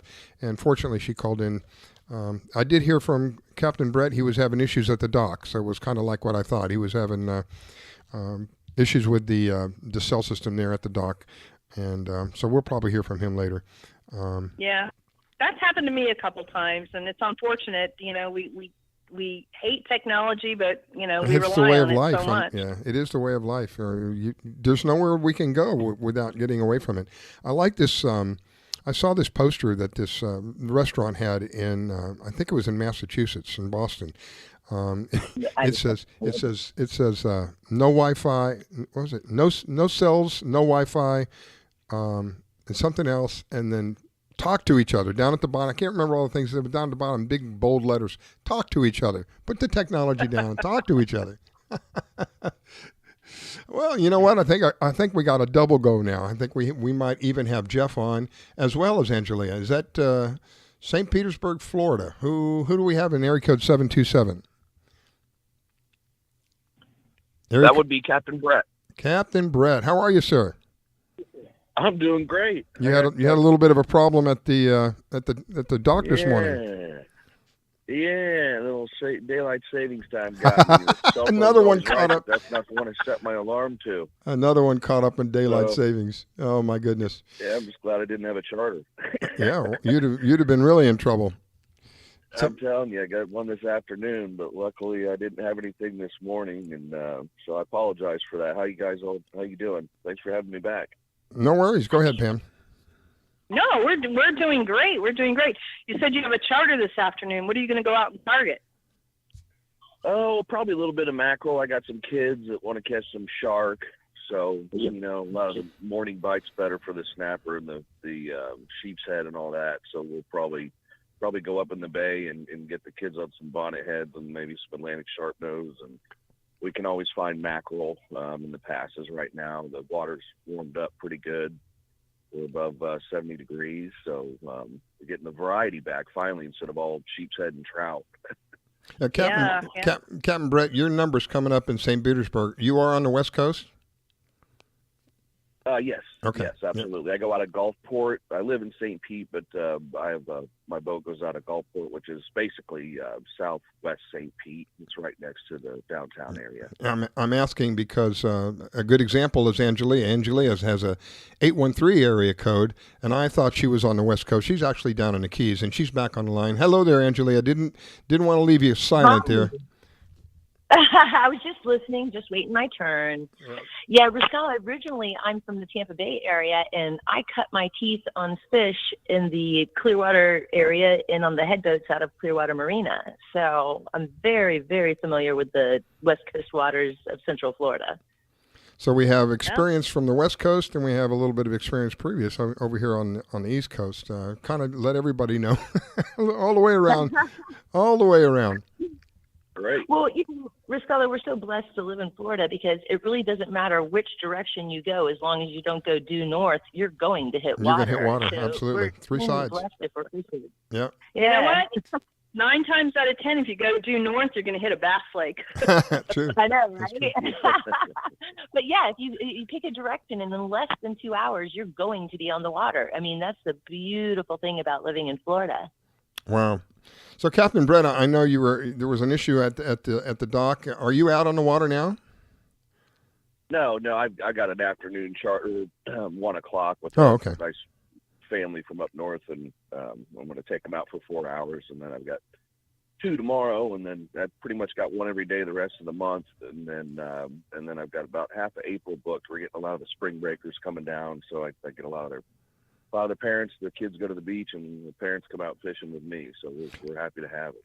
It's almost kingfish time. Ooh, yeah. Yep. Do you do more? For the West Coast. Do you do more offshore than you do inshore? Yeah, you got to just kind of watch where their migration pattern is. I go out as far as Egmont Key and up to 9 miles out when they come through. Sometimes they're in the passes right outside the bay or along the beach. Just like tarpon, the same kind of deal when the crab flush goes on and all the pass crab and blue crab flush out of the bay, then the tarpon start coming through. And I just kind of watch where the migration pattern, a lot of the fishing reports, and seeing where they're at, where the bait, the thread fin are heading.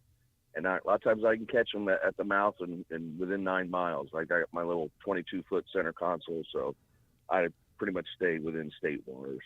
Wow. Looks like it's going to be a relatively smooth day on your side. Is it? How's the ocean looking today over there? Yeah, on my side, it's looking great. We're at like 8 to 10 knots, maybe light chop. Yeah, Should be really, really nice out. I see very little happening on the radar. Angelia was telling us you're pretty good right now too, right, Angelia? Oh yeah, it's beautiful. She's down in the Keys. So we on both sides of the state, we've got weather that's looking, inviting. Get out there and enjoy it. I'm sorry, Pam. I kind of stepped on it. Go ahead, Pam. No, that's okay. I'm just enjoying it. I might run into the captain on the water today, although I think I'm probably going to fish a little further north than where you are this afternoon. Oh, good. You do the kayak guides? Yeah, I'm the crazy lady in the blue kayak with the big white hat on. I'll look for you. I think that's great what you do. I think it's genius. Talk about less overhead, and you get a lot of the good sport fish inshore. You get into the shallow waters, and it's really peaceful, tranquil. That's great. Yeah, I'll be in the bay, and then through the Dick Meisner Bridge, and out around Paso Grill. I'll be all over today. Okay. Yeah, I'll probably be a bit more north. I think I'm going to be a bit more north since I have limited time to fish today. So I'll look for you. I was going to say, I look forward to a fishing report from you, so I know where to fish next weekend. There you go. All right, I'll test it out for you. No problem. Captain, Not a problem. Captain Brett, I have it as Sunrise Fishing Adventures. Is that correct? Yes, that's correct. And if people want to reach you, how do people find you? I'm on. I've got 2 websites. I'm on Fishing Booker. I've got a regular website that comes up on Google.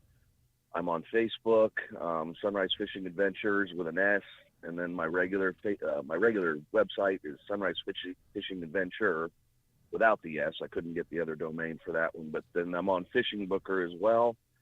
They do a really good job. Number 727-551-1370, and give me a call. I'm a little booked up right now, but if you got some time in April and in May, get your spots in there, because I'll be booking probably 2-3 weeks out for the next couple of months. So if you guys are looking for somebody on the West Coast to help you, Captain Brett, especially in the St. Pete area, Captain Brett will be your man. Thank you, Captain Brett. I appreciate it. I'm sorry, but I'm running out of time. I want to give Angelia a couple of minutes before we go as well. I'll have you back on. You give us an update of what's happened so far.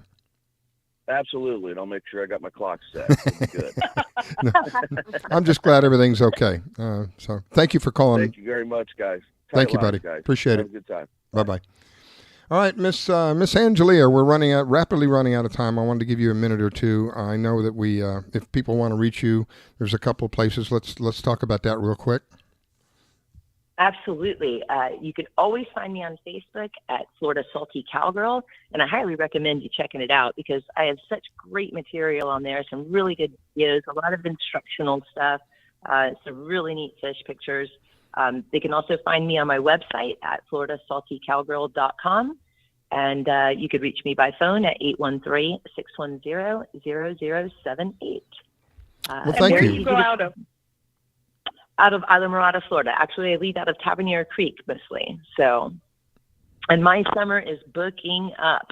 So I'm getting booked fast. If you want to get something in the Keys, see, we've got both sides of the state covered now. We have Captain Brett on the West Coast, and we have Captain Angelia, because she is a captain. Angelia on the East Coast. She's down in the Keys. And so if you want to do some Keys fishing, this is the lady you want to talk to.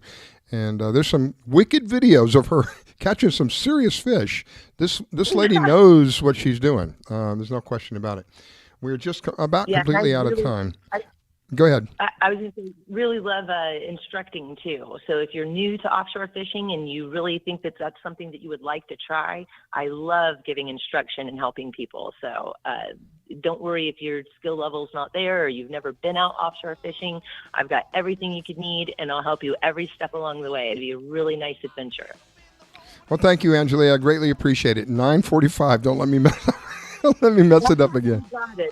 9:45 next Sunday. God bless you. Have a wonderful week. We're looking forward to having you back. Miss Pam, any parting words? No, I just want to wish everybody a tight line. Be safe out there. You're going to laugh at me, but wear your personal flotation devices. Amen. If you're in a paddleboard or a kayak, please. Be safe. Well, and I'll also tell everyone, carry an EPIRB. If you're going backcountry and you're going alone and nobody knows where you're at, please carry an EPIRB. Yeah. Take care of yourselves. And we have them, we have people who come on. Carolyn Stash is one of them. We have Atlas tracks available. So long, everybody. Thank you so very much for helping us have a great time this morning. We'll talk to you in a week. Tight line.